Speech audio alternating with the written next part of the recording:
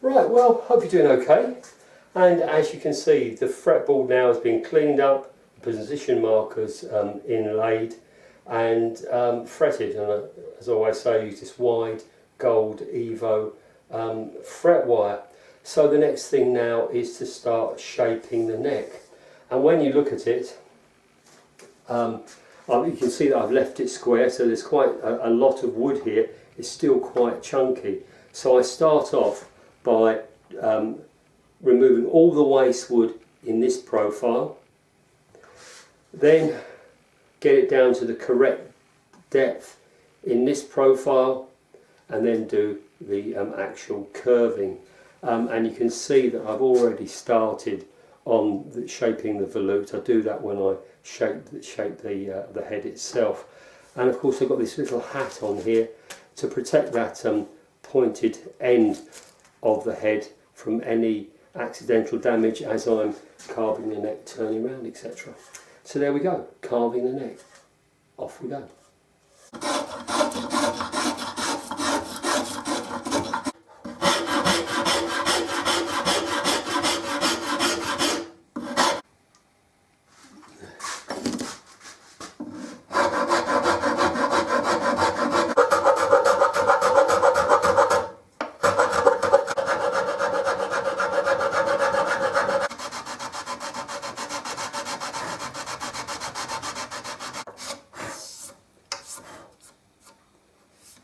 Right, okay, let's do the other side.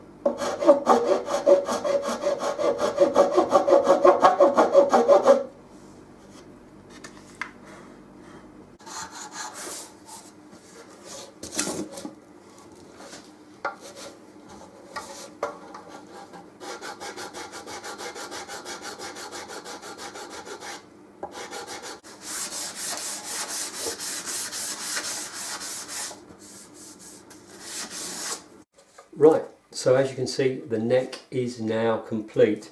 It's going to have its final sand when I do the whole of the instrument. And I thought I'd just take a second or two just to show you the tools that I've been using. So the spoke shave that you've seen me use is one of these Veritas spoke shaves. It's got this incredibly low cutting angle, so it tends not to shudder. And that of course is based on these this more traditional wooden spoke shave. I used these for years, and you can see how the soles, or even the replacement soles that I've put on there, have worn. So this one with the metal sole obviously works much better. The only thing I would say with a spoke shave is you can't get right the way in to the ends, so you've got to be careful when you're using it, you don't take too much wood away in the centre there. So that's why I like to use one of these Shinto Japanese saw rasps, and these are absolutely brilliant. Double-sided, a coarse side and a smoother side, and you can remove wood really quite rapidly.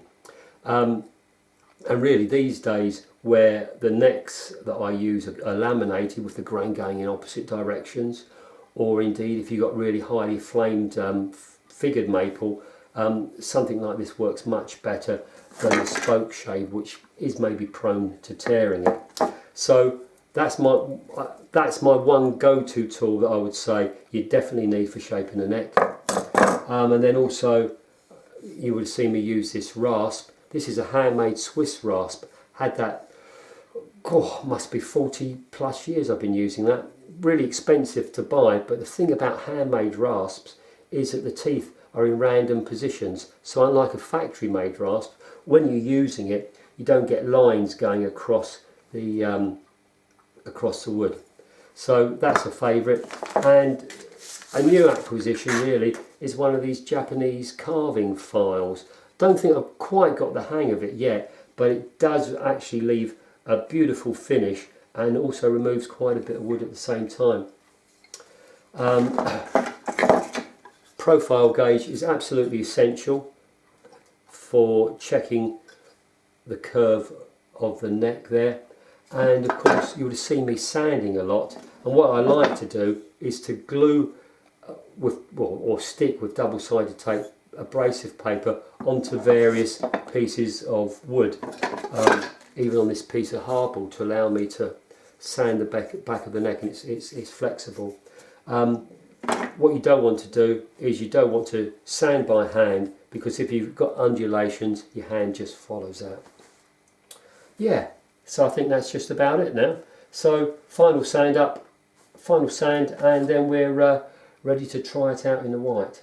So until then, you take care, and I'll see you in the next one. Cheers.